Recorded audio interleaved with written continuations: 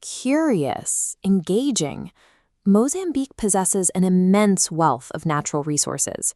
Its fertile soil and sprawling agricultural capacity yield a massive volume of crops every single year. Yet, across a population of 34.6 million citizens, this agricultural wealth masks a paralyzing, silent crisis. The nation remains locked in a severe battle with food insecurity. This data visualization contrasts that high agricultural output directly against the country's public health metrics. Right now, 37% of all children under 5 suffer from chronic malnutrition, and 52% of women of reproductive age face anemia. That high rate of chronic malnutrition leads directly to stunting. Stunting is a medical condition caused by prolonged undernutrition that permanently impairs a child's cognitive and physical development, restricting their capabilities and health for their entire adult lives. Grounded, authoritative. Producing vast amounts of food at a national level provides no guarantee that a local community actually consumes it. Without mechanisms to distribute, protect, and afford that harvest, the food supply fails the people who live right next to it. The government recognized this gap and drafted a comprehensive multi-sector blueprint to solve it. It is called PESAN III, the National Food and Nutrition Security Policy and Strategy. But by 2022, progress had stalled. PESAN III remained in administrative limbo, existing only as a pending draft gathering dust on a desk. This organizational chart reveals the cost of delay. Without an approved policy, ministries like Agriculture, Health, and Finance remain disconnected, operating in isolated silos. Lacking legal authority, there was no mandate forcing them to align budgets or coordinate actions.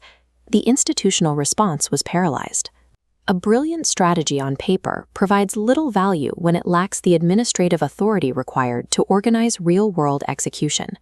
Breaking this deadlock required a catalyst.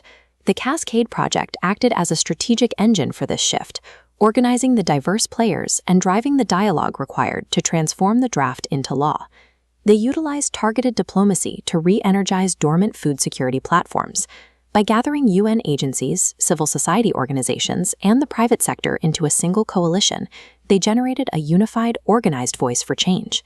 They took that unified voice directly to the highest levels of leadership, engaging the ministers of agriculture, health, and industry to align their disparate agendas into one cohesive strategy. Looking at this timeline, we see the immediate result of that pressure. In August 2024, the Council of Ministers officially approved PESAN III. The disconnected nodes snap together, turning a stalled blueprint into binding national law. Securing a signature in the capital is only the starting line. The challenge lies in pushing that new mandate out of the federal offices and down into the rural provinces. To see how that works, we look away from Maputo and zoom into Nampula province, a region where the malnutrition crisis is especially severe. Here, the newly passed national policy was immediately translated into Nampula's first provincial implementation plan. This matrix directly linked the broad national objectives to local budgets, individual roles, and concrete actions. Executing that matrix required intensive capacity building.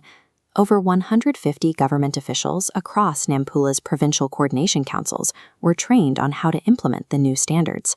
This training forced a structural change in daily operations. Health experts who previously worked alone now plan, monitor, and execute programs directly alongside agricultural experts. Simultaneously, the province strengthened its regulatory enforcement. Local inspectors were equipped with portable eye-check devices. These rapid testing units allow regulators to perform on-site micronutrient monitoring, ensuring that the fortified foods sold in local markets meet legal health standards. Rewiring local governance and providing inspectors with monitoring tools directly connects high-level government mandates to the local food market. For a policy to succeed, it must survive the journey all the way to the family kitchen. Delivery begins in the fields through farmer field and business schools. These localized programs teach climate-resilient agricultural techniques and improved seed selection, securing year-round access to nutritious foods. Financial access is established through village savings and loan associations.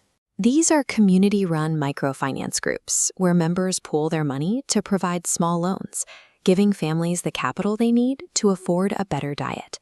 Because the provincial departments are finally aligned, these frontline workers are highly organized. They have reached over 67,000 individuals with integrated, life-saving nutrition education and direct health monitoring. These community-based groups serve as the functional endpoints of the national policy pipeline, ensuring the strategy translates into a permanent presence in local villages. The immediate systemic results are measurable. Following the training rollouts, 76% to 83% of local platform members now demonstrate a significantly improved capacity for planning and monitoring their districts. The economic results are equally tangible. In Nampula, women participating in village savings and loan associations have collectively saved nearly $25,000, creating an enforceable financial safety net to protect their households during the lean harvest season. This chart projects the impact onto Mozambique's 2030 targets, slashing chronic malnutrition to under 30% and reducing anemia in women to under 25%.